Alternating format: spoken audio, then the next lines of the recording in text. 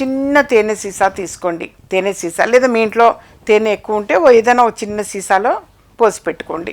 అందులో 4 మిరియాలు, 2 లవంగాలు వేయండి. లవంగాలు, మిరియాలు వేయండి.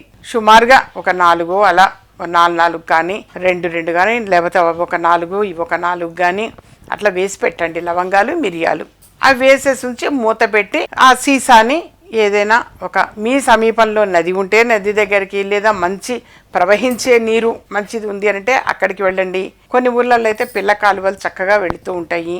అలాగే కొద్దిగా దూరం గనక ప్రయాణం చేస్తే మంచిది. మరి ఇప్పుడు మనకి కష్ట నష్టాలన్నీ తొలగిపోవాలి అన్నప్పుడు కొంచెం ప్రయాణం చేయాలి. 40-50 కిలోమీటర్లు వెళితే అక్కడ బాగుంటుంది, ఫ్రెష్ వాటర్ ఉంటుందని అంటే మరి వెళ్ళండి. మీకు శుభం జరగడం కోసమే కదా, మీకు చక్కని ఆరోగ్యం పొందటానికే కదా. గృహంలో అందరూ ఆరోగ్యంగా సుఖశాంతులతో ఉండడానికి మరి కొంత కష్టపడాలి నాన్న. మనం ఉన్న చోటే అన్నీ రావాలంటే కాదు కదా.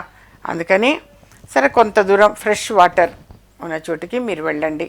వెళ్ళి చక్కగా ఆ సీసాన్ని తీసుకుని వెళ్ళి ఆ నీళ్ళల్లో కాస్త దిగి సూర్య భగవానునికి ఆ తేనె సీసా అంటే మిరియాలు లవంగాలు వేసినటువంటిది ఆ లిక్విడ్ని, ఆ తేనెని ఇలా సూర్య భగవానుడికి అర్ఘ్యం ఇవ్వండి. దీనితో పాటుగా ఎప్పుడూ తెలియజేస్తుంటా శక్తి కంకణము అని. ఆ శక్తి కంకణం అనేది కూడా ఆఫీస్కి వచ్చి కలెక్ట్ చేసుకోండి నాన్న. అతి త్వరగా చక్కని సంబంధం అనేది కుదురుతుంది. దృష్టి దోషము అనేది పోతుంది. అలాగే శ్రీచక్రము అన్న దైవిక వస్తువు గురించి కూడా ఎప్పుడు తెలియచేస్తూ ఉంటా. ఆ శ్రీచక్రం అన్న దైవిక వస్తువును కూడా కలెక్ట్ చేసుకోండి. అదేమి గృహంలో పూజామందిరాన్ని బట్టి పూజ చేసుకునే వస్తువు ఏమీ కాదు. అది లక్కీయెస్ట్ కోసమే నేను చెప్పిందే తప్ప కేవలం ఒక అదృష్టకరం లక్ కోసం మాత్రమే తెలియచేసా.